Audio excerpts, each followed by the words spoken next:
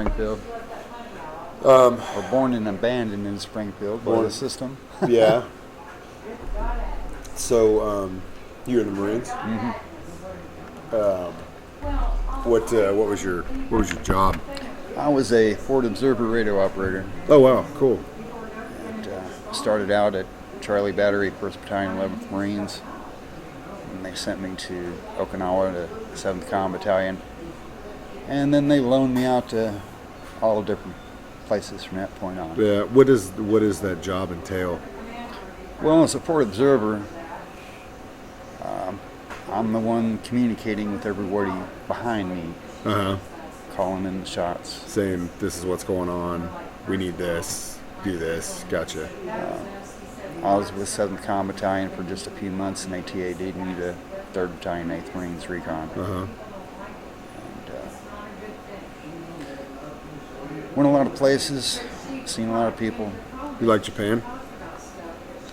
It's okay to visit. Would it be different to be in there in the 70s than it is now, you know? When I was in Okinawa in the 70s, it sucked to be a white guy. Really? It really did. Yeah. You can see the whole island in 2 weeks. Yeah. And back in those days, you spent at least 12 months there as your secondary duty station. If they sent you to point zone, and from that point on, you were lucky to get off the rock for a while. I bounced around several different areas during that period. Right out of boot camp, I got to partake in Operation Free Spirit. Helped build the temporary tent cities in Camp Pendleton. The people we brought back with us. Yeah. A lot of time's gone by since then. Yeah, yeah. You can imagine. Did you get drafted or were you enlisted? Well, it's kind of ironic, really. My oldest brother was a Marine. My next brother was in the Army. There's 4 of us all together. Yeah. And the brother in between was also a Marine. My folks died in 74, 73 and 74. Right after my mom died, I went to live with my sister. That wasn't a good situation at all. Yeah. And I quit school to get away from it. Yeah. 2 weeks after that, I get a draft notice. My brother in the Marine Corps says, 3 of them assholes go enlist in the Marine Corps. So I did. Yeah. Well. And so I avoided the draft. But went in the Marines instead. But joined the ranks with my brothers. Yeah. Right now, there's 2 of us left. Yeah. In the last 6 months, I lost my brother John and my brother Jim. I'm sorry to hear that. Jimmy was a tank commander. My brother John was a supply sergeant in Da Nang, 68, 69. Wow. Air Wing. And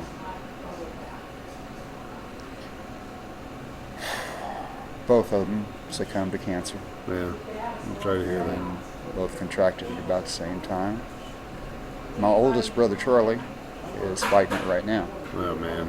I'm the only one still walking under my own power. Yeah, that's crazy. But you hear, the guy I had lunch with the first time, he was in stage 3 lung cancer. A lot of guys got it. And I think it's unfortunate, from what I understand, as far as the VA goes, that you guys that do anything have to either go to Fayetteville or Kansas City, and it's ridiculous. It's ridiculous. I completely think that you should be the top priority. Well, they spent so much money on the VA system. Yeah. And the top 10% are making so damn much money, they don't give a shit about us. No. They never did. I think they ought to abandon the VA hospitals and start again. Just give us a card, let us go to whatever hospital there is close to us. If we got this, if we keep have the money in the system, keep absolutely. the money in the neighborhood. Especially if you look at like a guy that served our country, and we've got this Obamacare, and say what you will about it, but the thing is, like, there are people now that are getting that treatment right now for free if they don't make enough. And let's say you're a retired veteran and you're living on, you've got a budget that you've got to live by, but by what you get, you should fall under that as well, in my opinion. And why not? Why doesn't it work like that? Well, too many politics, too many power-hungry people in the Yeah, system. and it's too much corrupt, and that money just kind of gets spread around to who's the highest bidder. I came back in 1977. Met the same typical bullshit the rest of my brothers did. Mm-hmm. Got treated like shit, talked down to. I've had back issues ever since boot camp. They denied my claims. That's so And I bad. just did what I could to survive after I got out. Mm-hmm. Spent a number of years as an auto mechanic. Over a decade as an over-the-road truck driver. Do you like driving trucks? It was fun, but it wasn't worth the headache for the little appreciation that came with it. Yeah. Money good? It could be when the companies weren't screwing you. Yeah. But the ice storm in 07 Uh-huh. paralyzed Springfield. Yeah. I broke my leg a week before that happened. New Year's Eve, I was transferring a load from a drop deck to a flatbed and retarping the load to go to Dallas. Uh-huh. At the start of that storm, Yep. got blown off the top of the truck. Oh, me wow. And the tarps. Screwed up the 3 discs in my back. Ugh. Body slammed my right wrist with my hip bone on the asphalt 13 Wow. feet below. Broke it off, broke all the bones in my wrist. 3 days later, my wife at the time ran off to Arizona. Oh, God. And then it was a 1.5-year fight with the insurance company to get any payment out of them at all. Yeah. Insurance. VA wasn't doing anything for me. The insurance company finally started taking care of me the way they were supposed to. I mean, after all, I paid the premiums. I was Yeah. an owner-operator. I wasn't an employee. Yeah. 2 years into my disability, I get this notice from the insurance company saying that they'd conferred with the military, and I'd had a prior injury, so they're no longer liable to pay me, and cut off 2/3 of my So disability. you're telling me that the VA, that the injury they were denying you Yes. for, eventually came back and said, no, he did have this injury. Yes. So could you go back to the VA and say, hey, Yes. kiss my ass? And I was ordered off the premises at the Branson Clinic Wow. by Dr. Hutchinson. How he got his diploma, I couldn't tell you. He probably bought it or stole it. Yeah. Only saw him 2 times in a 6-month period, less than 10 minutes total in both visits. The second visit that I was there, he cut off all of my medications, and I objected to how I was being treated and what had transpired with the communication between the VA and my insurance company. I'm caught in the middle. Yeah. The VA helped AIG, who Uncle Sam bailed Yeah. out, Yeah. get out of paying me Yeah. what I had paid for Yeah. as a civilian. Yeah. Okay? Yeah.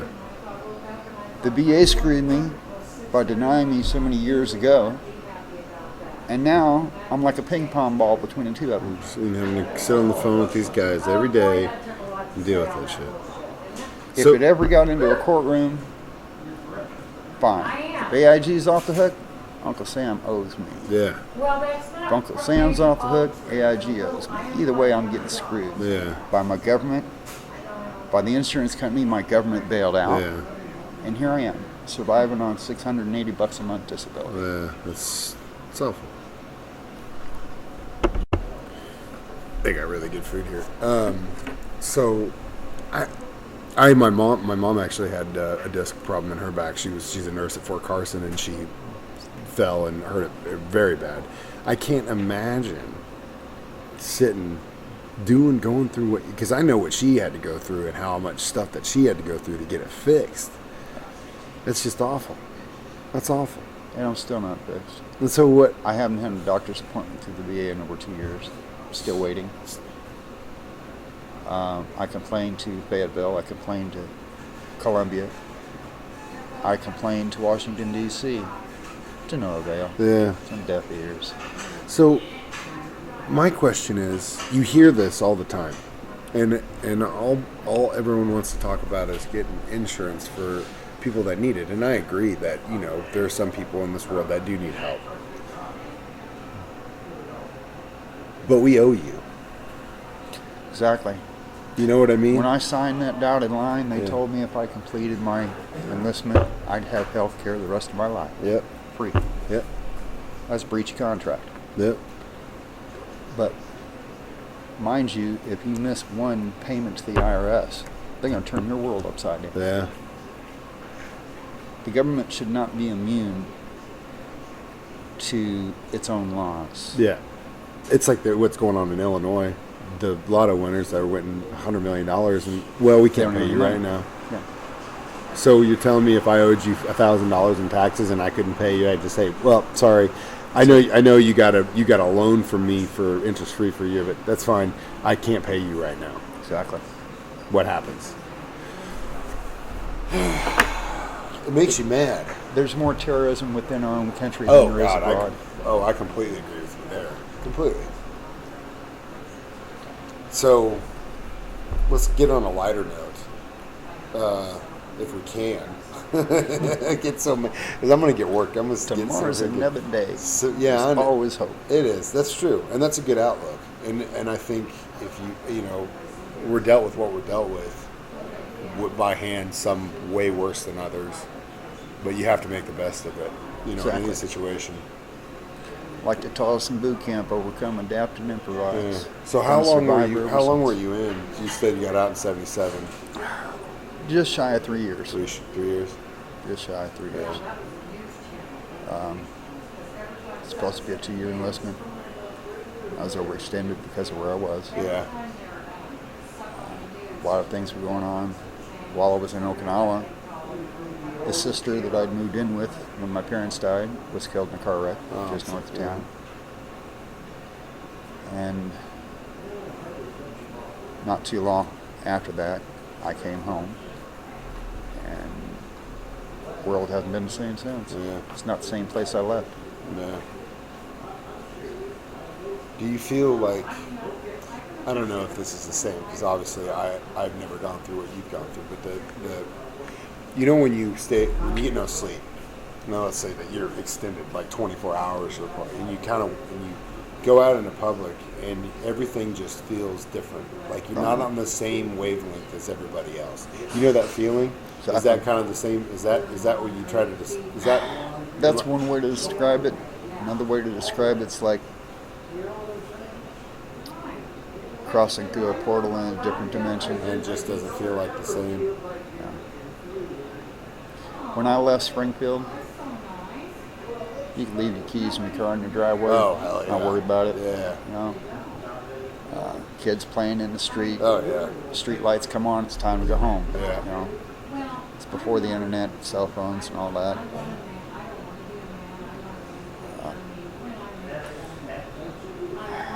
It just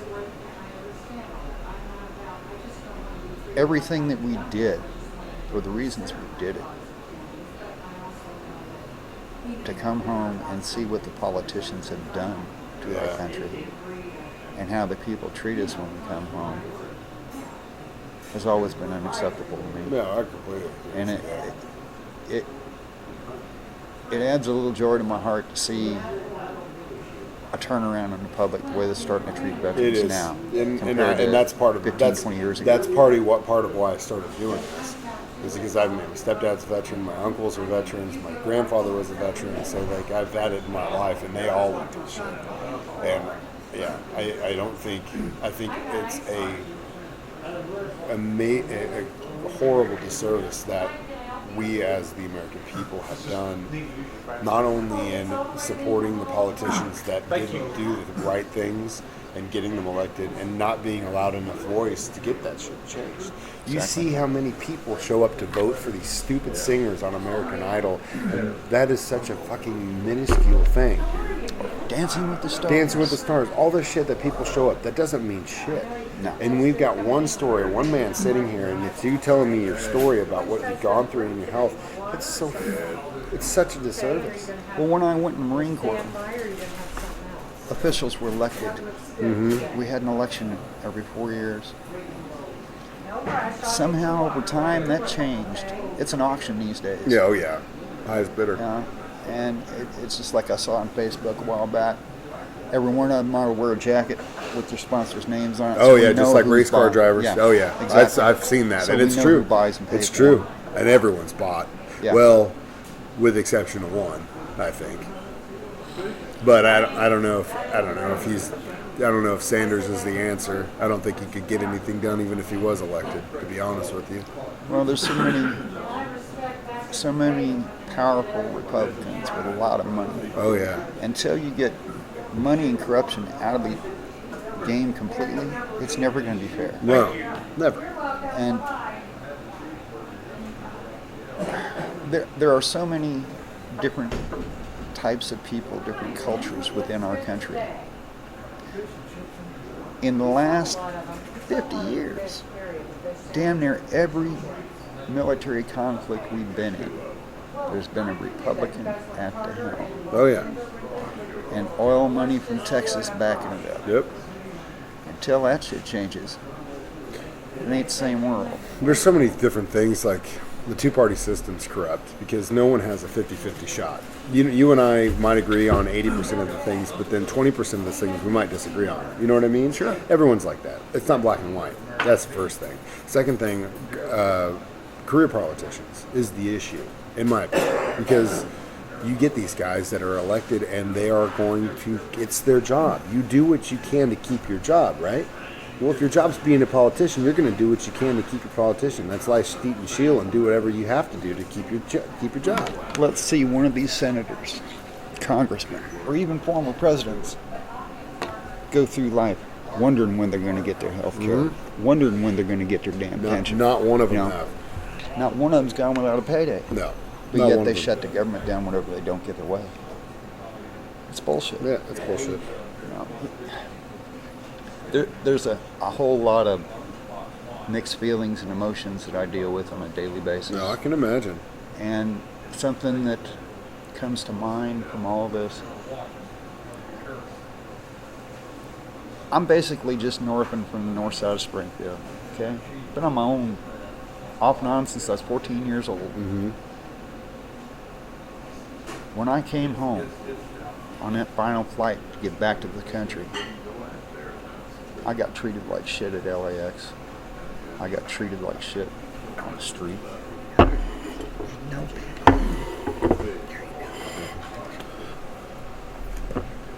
In order to get a cheap flight home, I had to wear my uniform. And that's yeah. It's like a neon sign. That makes so much Throw sense. your shit at me when I get there. Because you hear the stories about it and you think, They're well, all true. why wouldn't Absolutely these guys, true. if they were hearing about it, be like, okay, well, fuck it, I just wear street clothes, I don't have to deal with this bullshit. Yeah. That's why. I'm waiting at LAX. Only been there twice in my whole life. Horrible airport, by the Yeah. way. I will tell you that right now. Yeah. I went there a couple of years ago. It's the most god awful It's a damn disaster It takes you. You want to smoke a cigarette? You're walking a mile to get back out of that damn place. I was in utter shock. The way people talked to me, the way they treated me when I got off that plane. I'm waiting at the airport to get a flight from LA to St. Louis, and then transfer planes come home. Yeah. They finally start boarding the flight, and of course, everybody at the back of the plane gets on first. Yeah. Then the middle of the plane, money talks, bullshit walks. The good seats get their seats first. Everybody else has to wait. Mm-hmm. I go down the walkway. The stewardess is standing at the doorway to the plane. I hand her my boarding pass. She tells me which way to go with an arrogant go-to-hell attitude. You know, like I just pissed on her mother or something. Mm-hmm. And again, I'm 20 years old at this point. You'd been to war already. I'd seen more carnage than anybody on that plane could fucking imagine. Oh, I understand that. I'm walking through first class, feeling like snake scum. And suddenly, the hallway, the aisleway I'm walking down just turns dark. And I have to look up to see who's standing in front of me. And the biggest, blackest man I ever met in my life stood up right in front of me, reached out and grabbed my hand, and he said, "Thank you, Marine, for doing your job." That's awesome. And I looked up at him. I didn't know what to say. It was Muhammad Ali. Really? Wow. He signed my boarding pass, Wow. autographed it, and the words he wrote on it, it said, "Service to others is your rent you pay for your stay here on earth." Muhammad Ali. It's an amazing fucking Not quote. one person said another word to me the rest of the trip. There was cameras going like crazy. The plane went silent. Got my seat. A couple of people bought me drinks. Whoa, what the hell's going on here? Yeah. I get to St. Louis, get my flight to Springfield, and then I found out what the world was like that I'd left behind. Yeah. And half the people I knew were gone or dead. And it's been an uphill battle ever since. Well, thank you very much for your service, and I hope it gets easier. You know what I mean? I hope it does, because you definitely deserve Never it. will.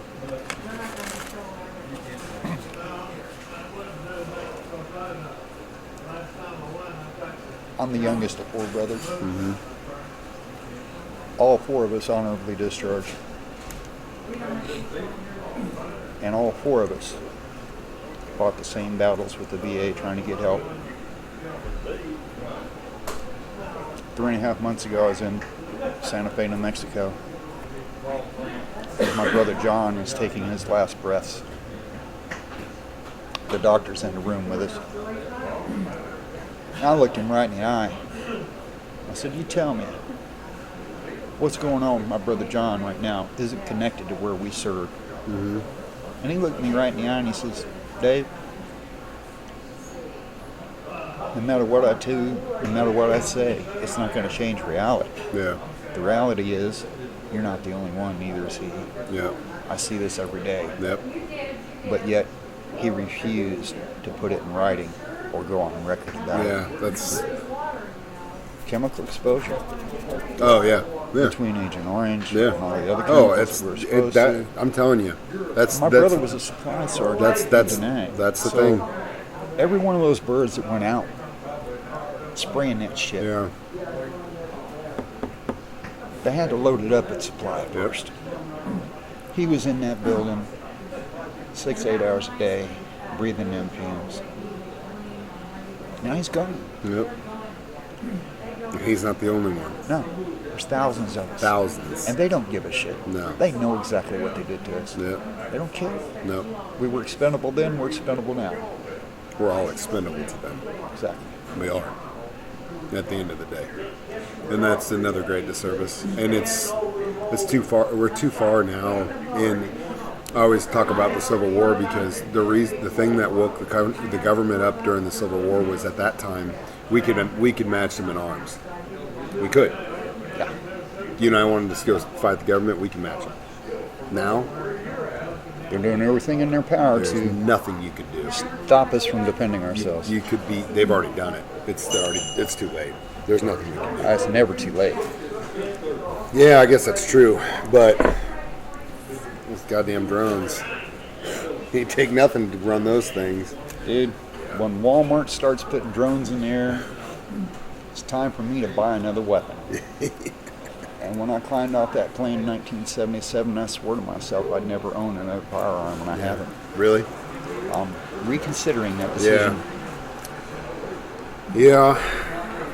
Well, again, thank you for telling me that stuff and your service. I really appreciate it. I appreciate you.